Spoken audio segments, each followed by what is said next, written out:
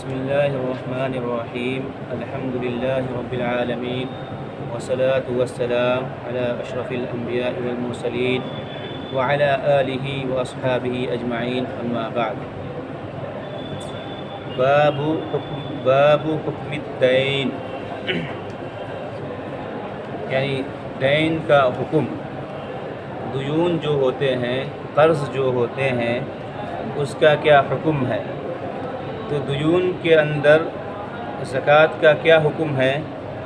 اس کو جاننے سے پہلے ہم لوگ دین کی تعریف جانتے ہیں۔ دین کی تعریف کیا ہے؟ تو فقہائے کرام دین کی تعریف کرتے ہوئے کہتے ہیں لزوم حق فی الذمہ، یعنی ہوا لزوم حق فی الذمہ، یعنی حق کا ذمے میں لازم ہو جانا، ذمے میں واجب ہونا۔ یعنی کسی انسان کا اپنے بھائی کے اوپر، دوسرے بھائی کے اوپر حق واجب ہو جائے تو اس کو دین کہیں گے، اور دین کبھی مال کی شکل میں ہوگا اور کبھی کبھی مال کے علاوہ کی شکل میں ہوگا۔ تو تعریف یہ کی گئی تھی کہ لزوم حق، یعنی لزوم سے تعبیر کی گئی تھی لزوم حق، تو گویا کہ جو لازم نہیں ہے وہ اس سے خارج ہو جائے گا۔ یعنی کبھی کبھار ایسا ہوتا ہے کہ کچھ چیزیں انسان سے مطلوب ہوتی ہے استحباب کے طور پر، الزامی طور پر نہیں، بلکہ استحباب اور علی سبیل الاکرام کیا ہے، یہ مطلوب ہوتی ہے، تو اس کو ہم دین نہیں کہیں گے۔ دین کے لیے ضروری ہے کہ وہ لزومی طور پر ہو، لزومی طور پر کسی کے ذمے میں واجب ہو رہا ہو، اسی کو ہم دین کہیں گے۔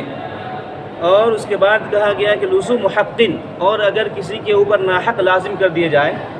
یعنی حق نہ ہو ناحق لازم کر دیے جائے، یہ کہہ دیا جائے کہ تمہارے اوپر اتنا کیا ہے واجب ہے، ناحق اگر لازم کر دیا جائے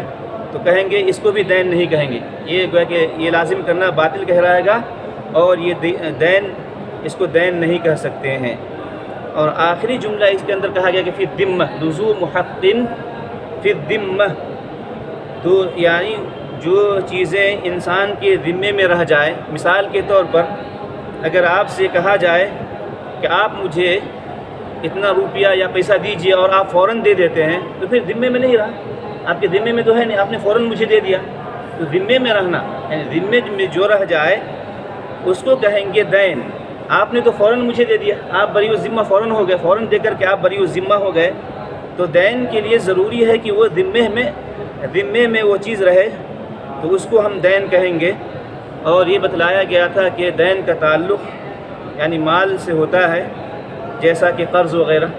وغیرہ، جیسا کہ میں آپ سے کہوں کہ میں آپ کو 1000 روپے دے رہا ہوں،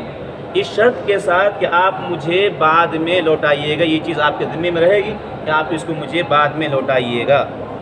تو اس کو ہم یعنی اس کو دین کہتے ہیں۔ اور اس دین کو ہم ایک خاص نام سے بھی جانتے ہیں، قرض، یعنی قرض گویا کہ دین کی ایک قسم ہے، قرض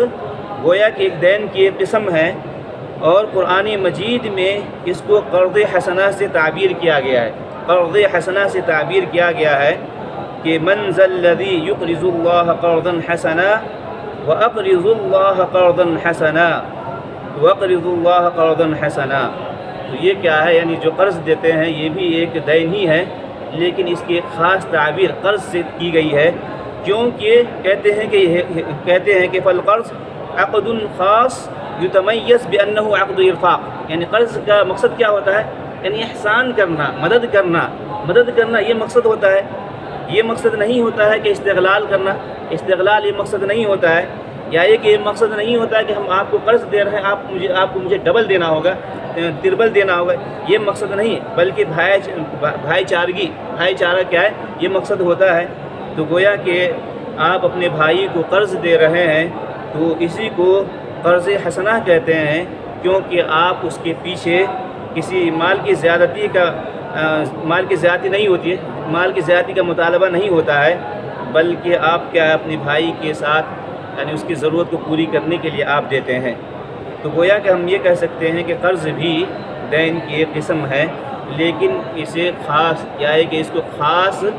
یعنی ایک خاص طریقے سے یا ایک نوعیت کہیے، دین کی ایک خاص نوعیت ہے، دین کے خاص نوع خاص من الدین، یہ بھی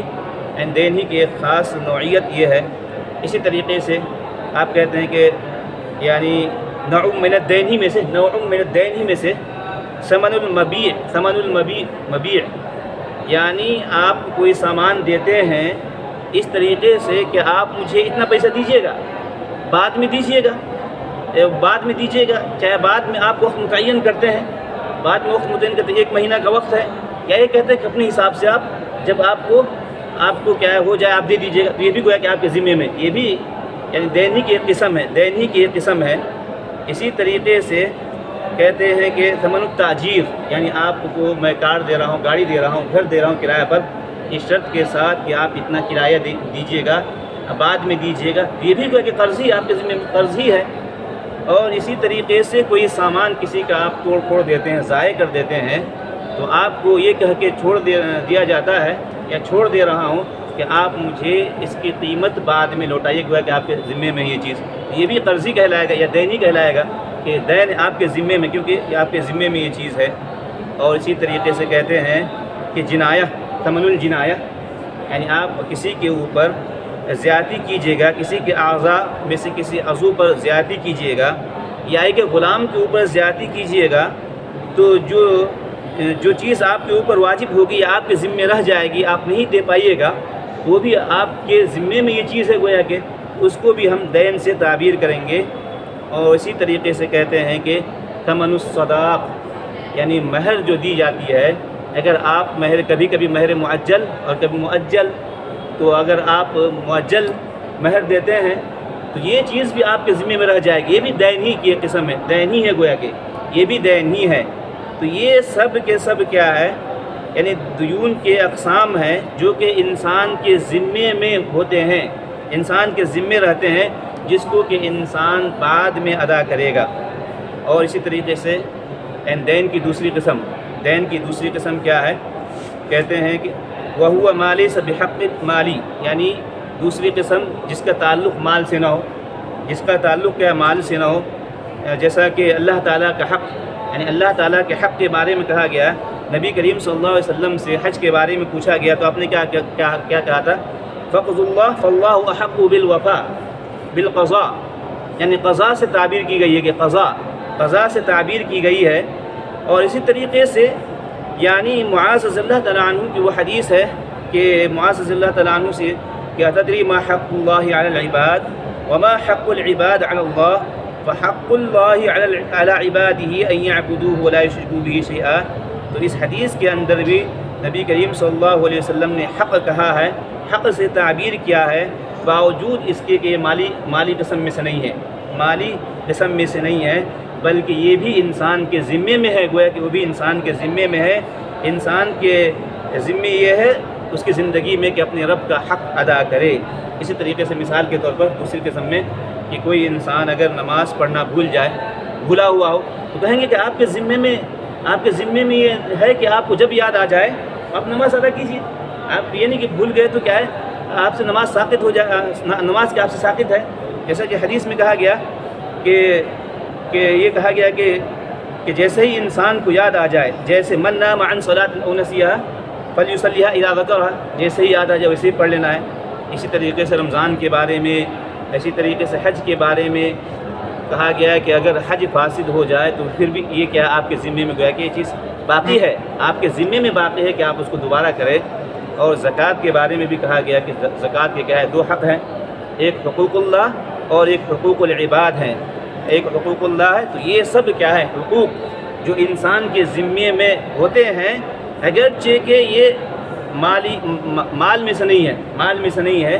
گویا کہ ایک معنوی چیز ہے جو انسان کے ذمے میں ثابت ہوتا ہے، انسان کے ذمے میں ہوتا ہے۔ اسی وجہ سے بعض لوگ اس کو تعبیر کرتے ہیں ھذا حق اللہ وھذا حق العباد، یا یہ کہ بعض لوگ تعبیر کرتے ہیں ھذہ حقوق مالیہ وھذہ حقوق غیر مالیہ، یعنی اس سے تعبیر کرتے ہیں۔ اور فقہائے کرام دین کا جو نام دیتے ہیں وہ کیا ہے، یعنی الکالی سے نام ہے، الکالی، یعنی فقہائے کرام کے نزدیک دین کی تعبیر الکالی یعنی اس کے مشہور نام میں سے الکالی ہے، جیسا کہ ایک ضعیف حدیث کے اندر نبی کریم صلی اللہ علیہ وسلم کہتے ہیں، منع فرماتے ہیں کہ ان رسول صلی اللہ علیہ وسلم نہا عن بیع الکالی بالکالی، نہا عن بیع الکالی بالکالی یعنی نہا عن بیع الدین بالدین او بیع المؤجل بالمؤجل، یہ معنی ہے۔ تو فقہاء کرام کے نزدیک دیون کی تعبیر وہ کالی سے کر، جیسا کہ حدیث کے اندر بھی ہے۔ تو بہرحال یعنی اس کی صورتیں کہتے ہیں، بہت ساری صورتیں ہیں، یہاں پر اس کو ذکر کریں بیع کالی بالکالی کی صورتیں بہت ساری ہیں، جیسا کہ یہاں پہ ایک ذکر کیا گیا کہ نہا عن بیع الدین بالدین او بیع المؤجل بالمؤجل، بیع المؤجل بالمؤجل، اور بھی بہت ساری صورتیں ہیں جو یہاں پر ذکر کرنے کی ضرورت نہیں ہے۔ تو یہاں پر ابھی تک کیا ہے، ہم لوگ یعنی یہ پڑھ رہے تھے کہ دین کا معنی کیا ہے، دین کا معنی کیا ہے۔ تو میرے خیال سے آج اسی پہ اکتفا کرتے ہیں۔